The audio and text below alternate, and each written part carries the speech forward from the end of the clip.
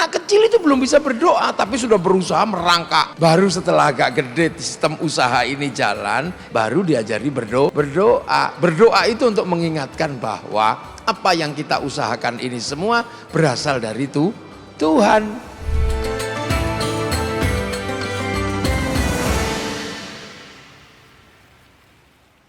Kembali lagi di Cahaya At-Thohir. Kita akan melanjutkan diskusi seru kita bersama Gus Muwafiq. Dan kita akan melanjutkan tentang usaha dan doa. Gus, kan kadang sekarang ada berusaha tapi mungkin lupa berdoa. Terus juga ada yang doa terus tapi nggak berusaha gitu. Nah, poinnya adalah bagaimana sih porsi antara usaha dan doa yang sebetulnya harus dilakukan gitu Gus. Monggo. Ya porsinya ya usaha dulu. Porsinya tetap usaha dulu. Karena apa? Allah menciptakan perbendaharaan manusia yang namanya panca indera. Yang namanya tubuh itu memang didesain untuk berusaha. Jadi tangan ya untuk memegang. Maka sesuatu yang bisa digapai dengan pegangan tangan, ya tangan harus digerakkan untuk memegang.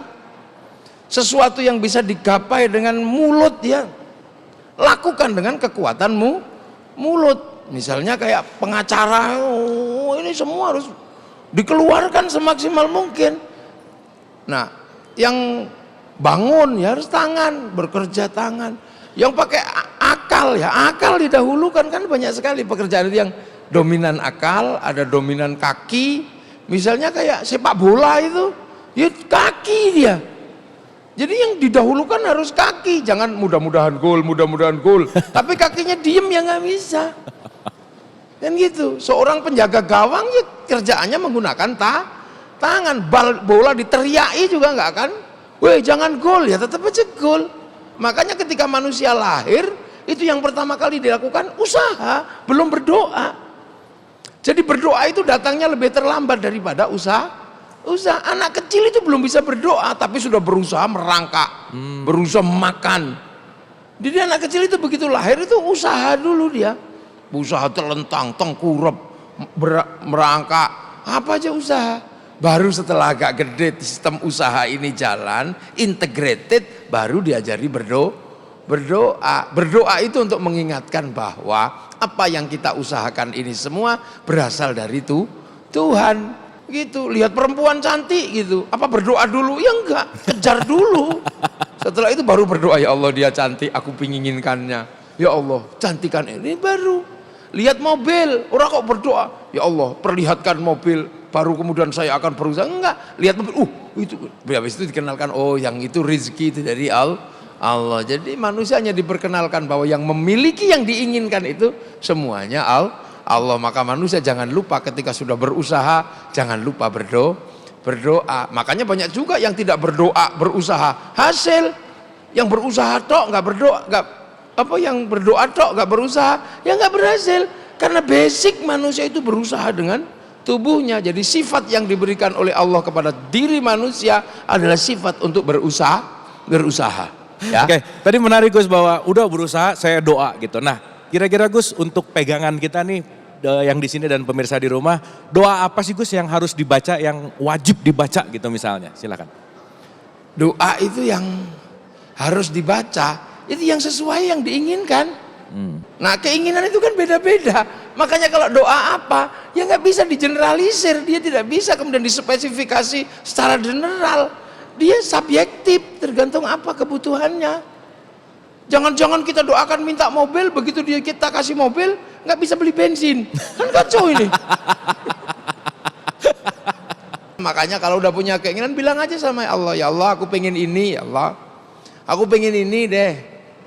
Apakah engkau nggak ingin masuk surga? Orang kalau sudah syahadat itu tanpa harus dikatakan dia sudah pengen masuk surga. Jadi nggak usah diulang-ulang. Nah ya begitu orang itu bersyahadat, ya asyhadu an la ilaha illallah wa asyhadu anna muhammadar rasulullah, itu cukup, berarti orang itu pengen selamat, pengen masuk surga. Tinggal tata keinginan berikutnya, pengen bayar listrik, pengen apa, nah itu. Dan ini banyak pertanyaan gini Gus, banyak sekali pertanyaan tentang diijabahnya doa Gus. Pengen doa, pengen diijabah gitu. Nah, gimana tuh tips-tips agar doa kita diijabah Gus? Ya tipsnya ya nurut sama yang dimintai. Jadi kalau minta sama Allah ya nurutlah sama yang minta. Masa diminta gak nurut? Gini aja minta bawa proposal kan tiba-tiba kukur-kukur gini, itu kan gak serius itu. Ya kalau bawa proposal yang ruko ini, Pak maaf. Ini malah ya gitu kan. Lu orang bawa proposal kok kukur-kukur aja kan gak pantas. Gitu. Tapi belum tentu para proposal itu dikasih. Kalau para wali, para nabi, dan kita beda. Wali itu tinggal gitu aja udah paham. Loh makanya wali itu ada yang cuman klik, yo kayuku, yo kayumu, yo kayuku, yo kayumu, naik di atas air karena dia spesifik hubungannya. Nah kalau kita ini kan formal jadi ya hayyu ya qayyum, ya hayyu ya qayyum. Kadang nggak manjur-manjur juga. Makanya dalam kitab Hikam itu dijelaskan, jangan terlalu bergantung kepada amal. Karena belum tentu hubunganmu dengan Allah itu spesifik seperti amalmu. Makanya ada min alamatil i'timadi alal amal nuqsanur roja'i inda wujudiz zalal. Orang yang terlalu bergantung kepada amalnya itu malah kurang berharapnya kepada Allah, malah lebih mengutamakan amal, seolah-olah amal itulah yang membawa dia kepada Allah, padahal belum tentu. Jadi akhirnya sholat duha pasti sukses, begitu nggak sukses, lah ini sudah duha kok gak sukses, akhirnya duhanya yang disalahkan.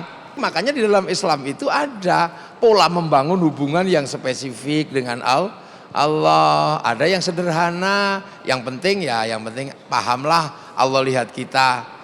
Itu ada. Makanya ada konsep ibadah. U'budullaha ka'annaka tarahu fa illam takun tarahu fa innahu yaraka. Udahlah kamu beribadah seolah-olah kau lihat aku. Kalau kau nggak lihat aku, yakin aku lihat engkau. Ada yang lebih spesifik. Idza sa'alaka ibadi anni fa inni qarib ujibu da'watad da'i idzan. Ada yang pengen mendekat. Lu cicak itu lebih ekstrim lagi. Makanannya terbang, dianya merayap, melet-melet gini aja tiap hari.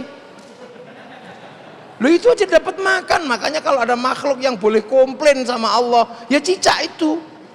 Ya Allah, dia makanannya terbang, dia cuma merayap gini. Syukuran juga nggak boleh. Begitu bersyukur tepuk tangan jatuh dia. Nah ini cicak. Jadi makanya itu pelajaran dasarnya adalah bagaimana membangun pola hubungan individu antara manusia kepada Allah. Matur suwun Gus, terima kasih. Ini dari wajah-wajahnya udah terlihat ingin bertanya Gus. Boleh. Jadi kita akan melempar ke audiens di sini. Ada yang mau bertanya, dipersilahkan. Silakan. Ya, Bismillahirrahmanirrahim. Assalamualaikum warahmatullahi wabarakatuh. Waalaikumsalam. Perkenalkan, saya Arya, ingin bertanya Gus, mohon izin bertanya. Sampai saat ini saya menginginkan jodoh, lalu disatukan dengan ikatan pernikahan. Namun sampai saat ini jodoh yang dimaksud belum kunjung datang Gus, atau belum diberikan oleh Allah. Saya ingin bertanya, apakah usaha yang saya lakukan saat ini masih belum maksimal, atau doa yang saya panjatkan selama ini masih kurang banyak? Ya, sekian pertanyaan dari saya. Wassalamualaikum warahmatullahi wabarakatuh. Waalaikumsalam. Wah, ini kayaknya udah lama jomblo Gus. Manusia pasti ada jodohnya.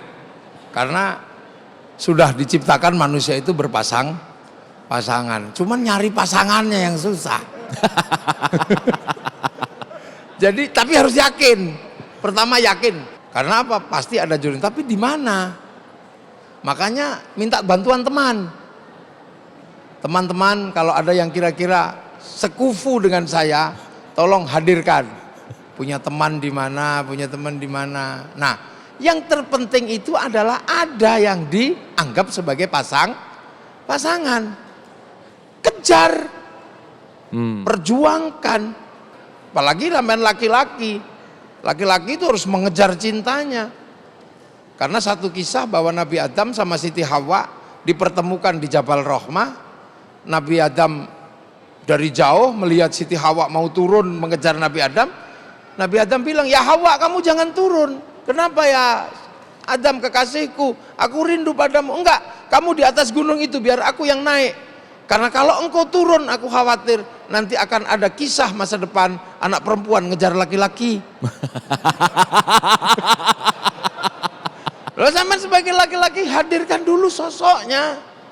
Ya, hadirkan dulu, kejar apa yang dia inginkan. Itu kalau dia ingin sampean lepas kacamata, lepas kacamata.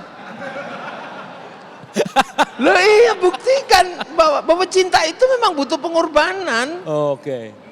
Iya kan sampean yang ingin, kejar. Makanya ada Witing Tresno jalaran saka kulino, Witing Tresno jalaran saka glibet, itu ada. Jadi kejar dulu, yang penting ada sosoknya. Dan sosok yang dicinta itu butuh 3 hal secara fikih.